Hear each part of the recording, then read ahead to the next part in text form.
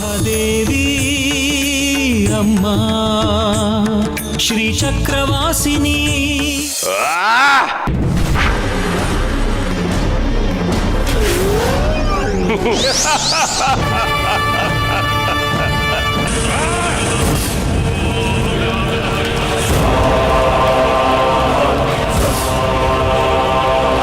ನನ್ನನ್ನು ಕ್ಷಮಿಸ್ಬಿಡು ದೇವಿಕಾ.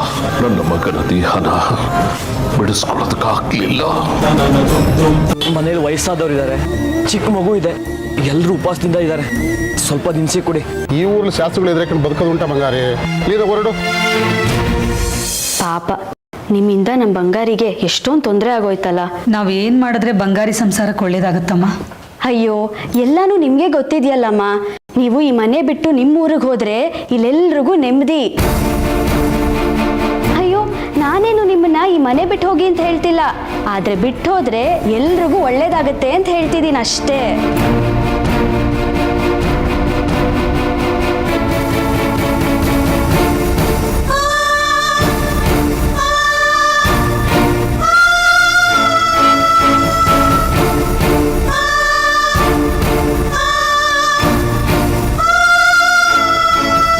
ನಾನಿನ್ ಹೋಗ್ಬಿಟ್ಟು ಬರ್ತೀನಮ್ಮ.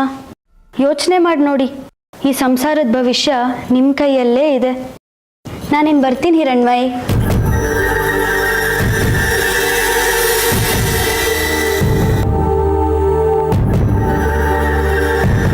ಸೀತಾ, ನಾವು ಆದಷ್ಟು ಬೇಗ ಇಲ್ಲಿಂದ ಹೊರಟ್ಬಿಡೋಣ.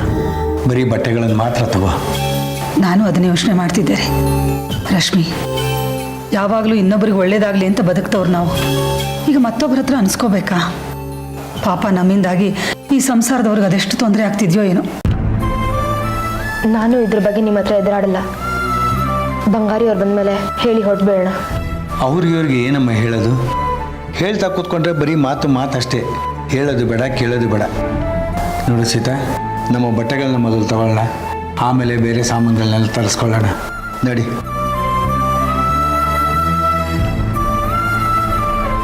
ಕಲ್ಯಾಣಿ, ಕಲ್ಯಾಣಿ ಎಲ್ಲಿ ಹೋದ್ಲ ಅವಳು?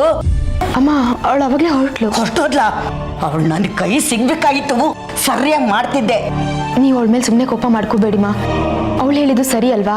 ನಮಗೋಸ್ಕರ ನೀವು ಸುಮ್ಮನೆ ಯಾಕೆ ಕಷ್ಟ ಅನ್ಭವಿಸ್ತೀರಿ? ಅಯ್ಯೋ, ನಾಯಿ ಬೊಗಳುತ್ತೆ, ಹಾಗಂತ ನಾವು ಹೆದರ್ಕೋಬಾರ್ದು. ಕಲ್ಲು ಎತ್ತು ಒಂದು ಬೀಸಿದ್ರೆ ಹೆದರಿ ಓಡ್ ಹೋಗುತ್ತೆ, ಇಲ್ಲ ಅಂದ್ರೆ ನಮ್ಮನ್ನ ಹೆದರ್ಸತ್ತೆ, ಆಮೇಲೆ ನಮ್ಮನ್ನ ಕಚ್ಚುತ್ತೆ.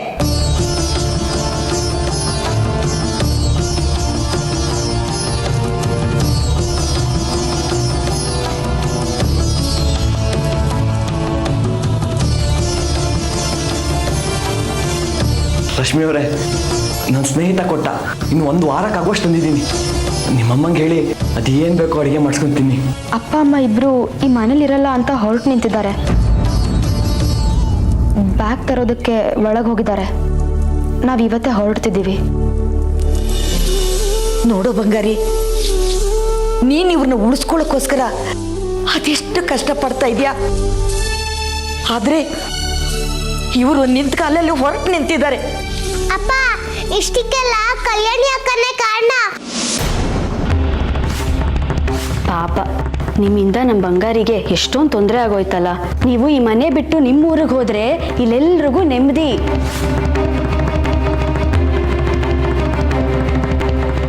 ಅದಕ್ಕೆ ಇವರೆಲ್ಲ ಬೇಜಾರು ಮಾಡ್ಕೊಂಡು ಊರಿಗೆ ಹೋಗ್ತೀನಿ ಅಂತ ಕೂತಿದ್ದಾರೆ.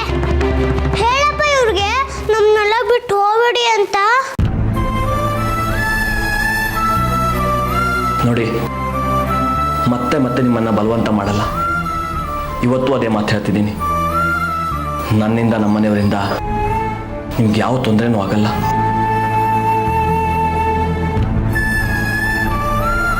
ನಿಮಗೋಸ್ಕರ ಎಲ್ಲ ಕಷ್ಟ ಎದುರಿಸೋಕೆ ನಾನು ನಮ್ಮನೆಯವರು ತಯಾರಾಗಿದ್ದೀವಿ.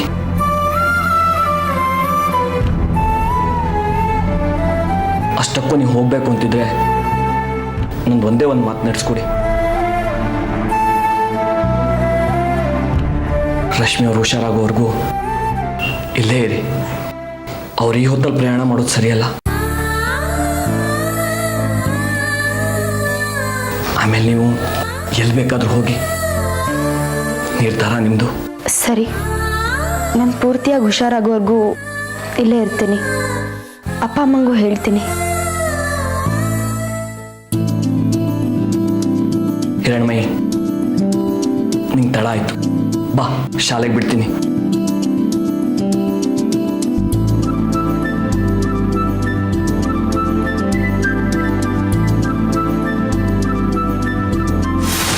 ಓಂ ತ್ರಿಪುರ ಸುಂದರಿಯೇ ನಮಃ.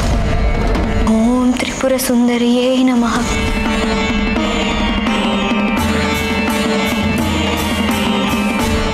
ಓಂ ತ್ರಿಪುರ ಸುಂದರಿಯೇ ನಮಃ. ದೇವಿಕಾ, ಏನು ಮಾಹಿತಿಲ್ಲ.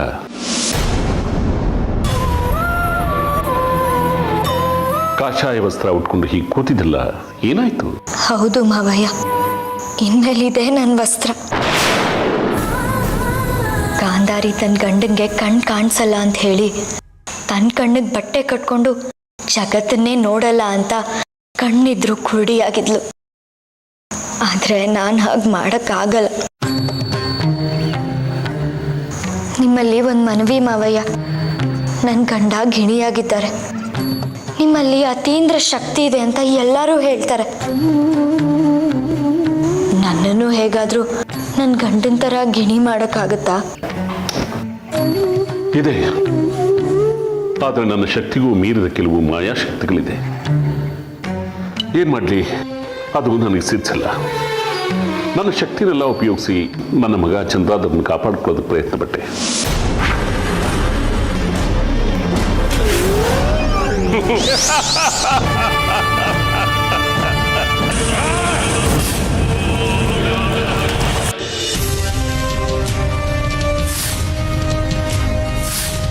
ಆದರೆ ವಾಮಾಚಾರದ ಶಕ್ತಿ ಮುಂದೆ ನನ್ನ ದೈವಿ ಶಕ್ತಿ ಸೋತೋಯ್ತು. ನಿನ್ನ ಗಂಡನನ್ನ ಮರಳಿ ನನ್ನ ಮಗನ ರೂಪಕ್ಕೆ ಪಡೆಯೋದಕ್ಕೆ ಸಾಧ್ಯ ಆಗಲಿಲ್ಲಮ್ಮ. ನಮ್ಮ ಎಲ್ಲ ಪ್ರಯತ್ನನೂ ವಿಫಲವಾದಾಗ ಈ ಮಹಾತಾಯಿನೇ ಅಲ್ವಾ ಮಾವಯ್ಯ ನಮ್ಮನ್ನು ಕಾಪಾಡೋದು. ಅದಕ್ಕೆ ನನ್ನ ಗಂಡ ನನಗೆ ಮರಳಿ ಸಿಗೋವರೆಗೂ ನಾನು ಹೀಗೆ ಇರ್ತೀನಿ. ಬೇಡ, ಹೀಗಿರ್ಬೇಡ. ನಾನು ನಿಂತ ನೋಡೋದಕ್ಕಾಗೋದಿಲ್ಲ. ಶ್ರೀರಾಮನ ಪತ್ನಿ ಸೀತಾದೇವಿ ಶ್ರೀರಾಮ ಕಾಡಕ್ಕೆ ಹೋದಾಗ ಅವನ ಜೊತೆಲಿ ಆಕೆನೂ ಹೋಗ್ಲು. ಸಾಮಾನ್ಯ ಸ್ತ್ರೀಯಂತೆ ಅವಳು ಏನು ವೇಷ ಧರಿಸಿದ್ಲೋ ಅದೇ ವೇಷದಲ್ಲಿ ನಿನ್ನ ನಾನು ನೋಡ್ತಾ ಇದ್ದೀನಿ. ಇಲ್ಲಮ್ಮ, ನಿನ್ನ ಗಂಡನ, ನನ್ನ ಮಗನ ಸಶರೀರ ಸಮೇತವಾಗಿ ನಾನು ಖಂಡಿತ ಮರಳಿ ಪಡಿತೀನಿ ಅನ್ನೋ ನಂಬಿಕೆ ನನಗಿದೆ. ಒಂದು ಶಕ್ತಿ ಸೋತು ಹೋದ್ರೇನಂತೆ, ಇನ್ನೂ ಬೇಕಾದಷ್ಟು ಶಕ್ತಿಗಳು ನನ್ನ ಬತ್ತಳಿಕೆನಲ್ಲಿದೆ. ನನ್ನ ಪ್ರಯತ್ನ ನಾನು ಮಾಡ್ತೀನಿ, ನೀನು ಮಾತ್ರ ಹೀಗಿರ್ಬೇಡ. ನೀವು ನಿಮ್ಮ ಪ್ರಯತ್ನ ಮಾಡಿ, ನಾನು ನನ್ನ ಪ್ರಯತ್ನ ಮಾಡ್ತೀನಿ. ನೀವು ನಿಮ್ಮ ಮಗನ ಉಳಿಸ್ಕೊಳ್ಳೋಕ್ಕೆ ಬೇಕಾದ ಮಾಡಿ, ನಾನು ನನ್ನ ಗಂಡನ ಉಳಿಸ್ಕೊಳ್ಳೋಕ್ಕೆ ನನ್ನ ಪ್ರಾಣ ಬೇಕಾದರೂ ಬಿಡ್ತೀನಿ. ಛೆ, ಹಾಗೆಲ್ಲ ಮಾತಾಡ್ಬೇಡಮ್ಮ. ನಮ್ಮ ಚಂದ್ರಧರ ನಮಗೆ ಖಂಡಿತ ಸಿಕ್ಕೇ ಸಿಗ್ತಾನೆ. ನೀನು ಯೋಚನೆ ಮಾಡಬೇಡ. ನಿನ್ನ ಪ್ರಯತ್ನ ಏನಿದೆಯೋ ಅದನ್ನು ಮಾಡು, ಆದರೆ ಸಾಯೋ ಮಾತಾಡಬೇಡ.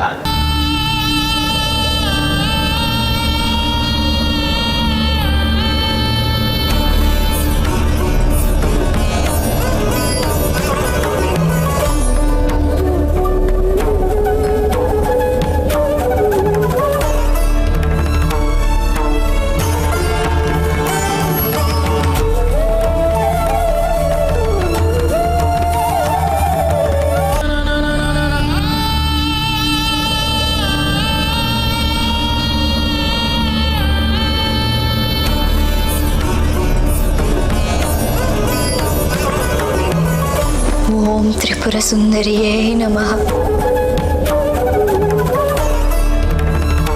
ಓಂ ತ್ರಿಪುರ ಸುಂದರಿಯೇ ನಮಃ.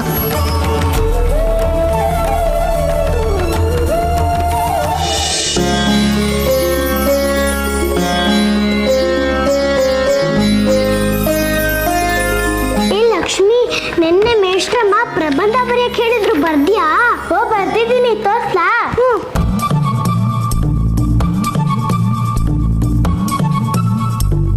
ಲಕ್ಷ್ಮಿ, ಏನೇ ಅದು? ಏನಿಲ್ಲ ಸೌಗಂಧಿಕ, ಎದೋಳು.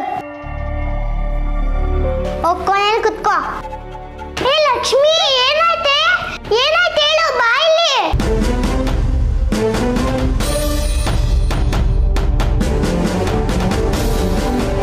ನೋಡ್ತಾ ಇರು, ಇನ್ಮೇಲೆ ಯಾರು ನಿನ್ ಜೊತೆ ಮಾತಾಡ್ಬಾರ್ದು. ಹಾಗ್ ಮಾಡ್ತೀನಿ. ಹೇಳ್ಬೇ ಏನ ಪ್ರಕಾಶ?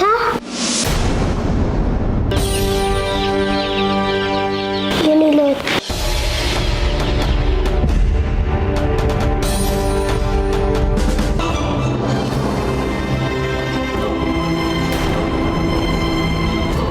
ಏನಿದೆಲ್ಲ? ಯಾಕೆ ಇವರೆಲ್ಲ ಈ ರೀತಿ ನಡ್ಕೊಂತಿದ್ದಾರೆ ನೋಡಿ. ಎಲ್ರು ಸರಿಯಾಗಿ ಕೇಳಿಸ್ಕೊಳ್ಳಿ. ಇನ್ಮೇಲೆ ಹಿರಣ್ಮಯಿ ಜೊತೆ ಮಾತಾಡ್ಬಾರ್ದು. ನಾನು ಪದೇ ಪದೇ ಹೇಳಕ್ ಆಗಲ್ಲ. ಇನ್ಮೇಲೆ ಇವಳ ಜೊತೆ ಕುತ್ಕೊಳ್ಳಬಾರ್ದು, ಇವಳ ಜೊತೆ ಆಟ ಆಡ್ಲೂಬಾರ್ದು, ಸರಿನಾ? ನನ್ನ ಮಾತನ್ನ ಮೀರಿದ್ರೆ ಎಲ್ರಿಗೂ ಗ್ರಾಚಾರ ಬಿಡಿಸ್ಬಿಡ್ತೀನಿ ಅಷ್ಟೇ.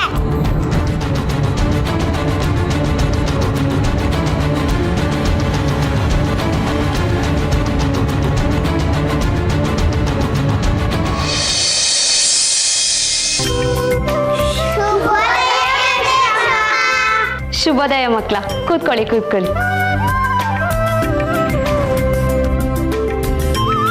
ಹಿರಣ್ಮಯಿ, ನಿನ್ ಪಕ್ಕದಲ್ಲಿ ಯಾರು ಕೂತಿದ್ದು? ಲಕ್ಷ್ಮೀ ಮೇಶ್ರಮ್ಮ. ಎಲ್ಲಿ ಅವಳು? ಬಂದಿಲ್ವಾ ಇವತ್ತು? ಬಂದಿದ್ದೀನಿ ಮೇಶ್ರಮ್ಮ. ಅದ್ಯಾಕೆ ಅಲ್ಲಿ ಕೂತಿದ್ಯಾ? ಬಾ ನಿನ್ ಜಾಗಕ್ಕೆ. ನಾನು ಇಲ್ಲೇ ಕೂತ್ಕೊಂತೀನಿ. ಯಾಕೆ? ಏನಾಯ್ತು? ಅದು ಏನಂದ್ರೆ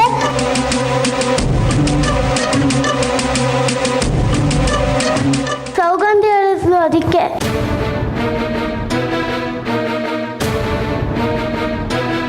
ಏನ್ ಹೇಳಿದ್ಲು ಸೌಗಂಧಿ?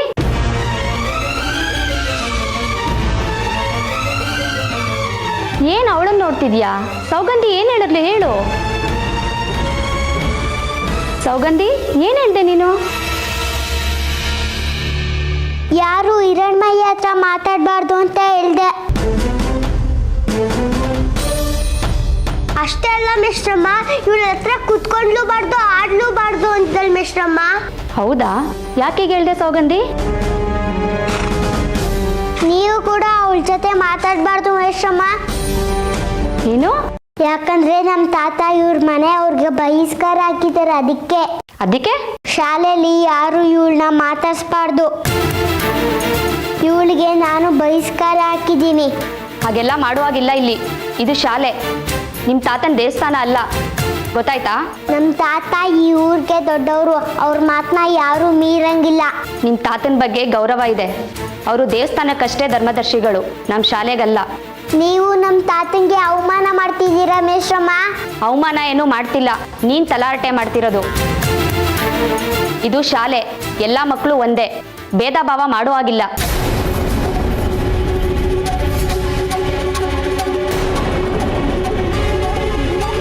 ಇಲ್ಲಿ ನೀನು ಉಚಿತನಕ್ಕೆ ಜಾಗ ಇಲ್ಲ. ಇನ್ನೊಂದು ಮಾತು ಆಡ್ಕೂಡ್ದು. ಲಕ್ಷ್ಮಿ, ಬಂದು ಹಿರಣ್ಮಯಿ ಪಕ್ಕ ಕೂತ್ಕೋ.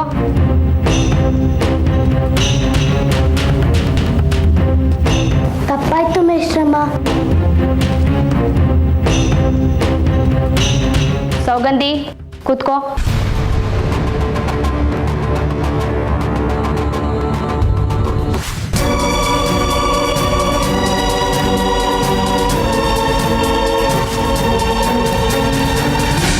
ಎಲ್ರೂ ನಿಮ್ಮ ಪುಸ್ತಕ ತೆಗಿರಿ.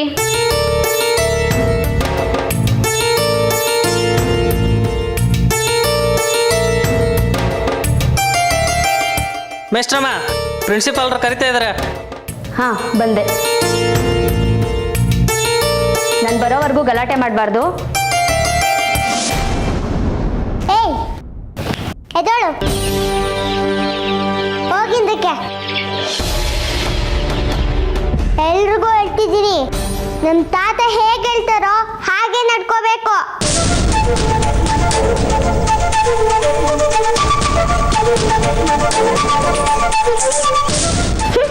ಹೋದ್ರೆ ಹೋಗ್ತಾಳೆ.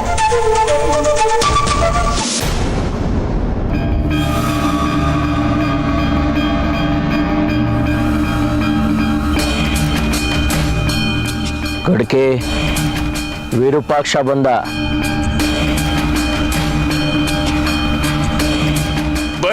ಬರ್ಬೇಕು ಚಕ್ರಾಪುರಿಯ ನಡೆದಾಡೋ ದೇವರು, ಅಖಂಡ ವಿದ್ಯಾ ಪಾರಂಗತ, ಸಕಲ ವೇದ ಪರಿಣಿತ, ಭೂತ ಭವಿಷ್ಯತ್ಗಳ ಅವಗಾಹಿ, ಈ ಹುಲುಮಾನವನ ಸನ್ನಿಧಾನಕ್ಕೆ ದಯಮಾಡಿಸ್ಬೇಕು.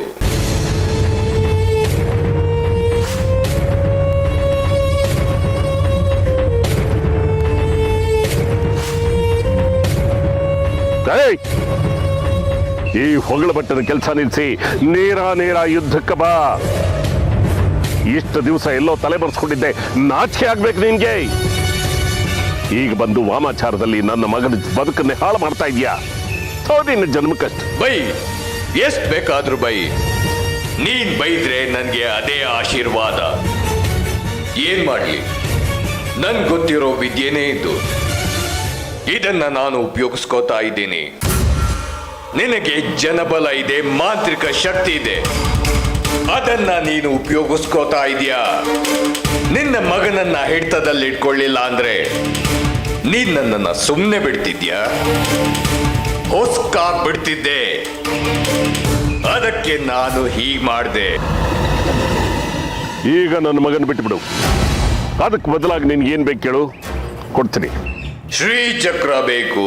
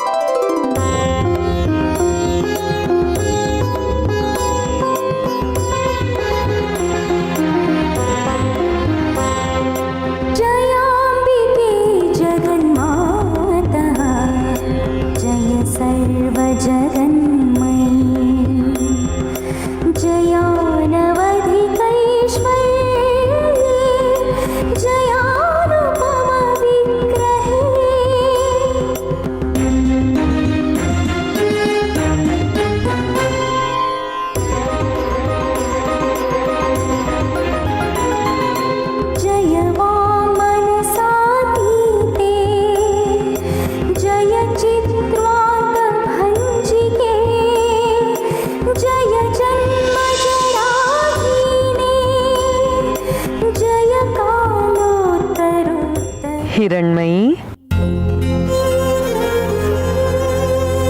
ಯಾಕೆ ಪುಟ್ಟ ಬೇಜಾರಲ್ಲಿದ್ಯಾ? ಏನಾಯ್ತು ಕಂದ? ನಮ್ಮ ಶಾಲೆಯಲ್ಲಿ ನನ್ನ ಜೊತೆ ಯಾರು ಆಟ ಆಡಲ್ವಂತೆ, ನನ್ನ ಜೊತೆ ಮಾತಾಡೂ ಆಡಲ್ವಂತೆ. ನಾನು ನಿಂಗೊಂದು ಉಪಾಯ ಹೇಳಲಾ? ಅದರಿಂದ ಎಲ್ಲರೂ ನಿನ್ನ ಹತ್ರನೇ ಬರ್ತಾರೆ, ನಿನ್ನ ಜೊತೆನೇ ಮಾತಾಡ್ತಾರೆ. ಏನಪ್ಪ ಅದು, ಬೇಗ ಹೇಳಿ.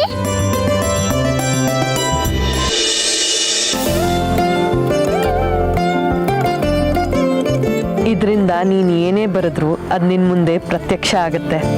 ಹೌದಾ? ಅದು ಹೇಗೆ? ಹೇಳಿದ್ರೆ ಗೊತ್ತಾಗಲ್ಲ, ಒಂದ್ಸತಿ ಪ್ರಯತ್ನ ಮಾಡಿ ನೋಡು, ನಿನಗೆ ಅರ್ಥ ಆಗತ್ತೆ. ಎಲ್ಲರಿಗೂ ನನ್ನ ಮೇಲೆ ಬೇಜಾರಿದೆ.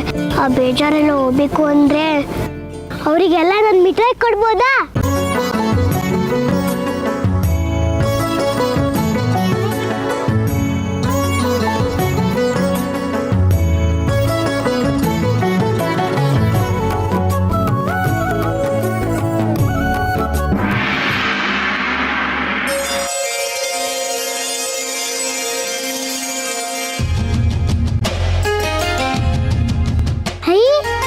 ಮಿಠಾಯಿ ಅಂತ ಬರ್ದಿದ ತಕ್ಷಣನೇ ಮಿಠಾಯಿ ಬಂದ್ಬಿಡ್ತು. ಈಗ ಅರ್ಥ ಆಯ್ತಾ? ನೀವು ತುಂಬಾ ಒಳ್ಳೆಯವರು. ಇದರಿಂದ ನಾನು ಎಲ್ಲಾರನ್ನೂ ಮಾಡಿಸ್ಕೊಂತೀನಿ. ಆದ್ರೆ ಒಂದ್ ಮಾತು ನೆನಪಿಟ್ಕೋ. ಏನದು? ಇದು ಶಾಲೆಯಲ್ಲಿ ಮಾತ್ರ ಕೆಲಸ ಮಾಡುತ್ತೆ, ಆಚೆ ಬಂದ್ರೆ ಇದ್ರ ಶಕ್ತಿ ಕರ್ಗೋಗತ್ತೆ. ಓ ನೆನ್ಪಿಟ್ಕೊಂಡಿರ್ತೀನಿ, ನಾನು ಬರ್ತೀನಿ. ಮಹಾದೇವ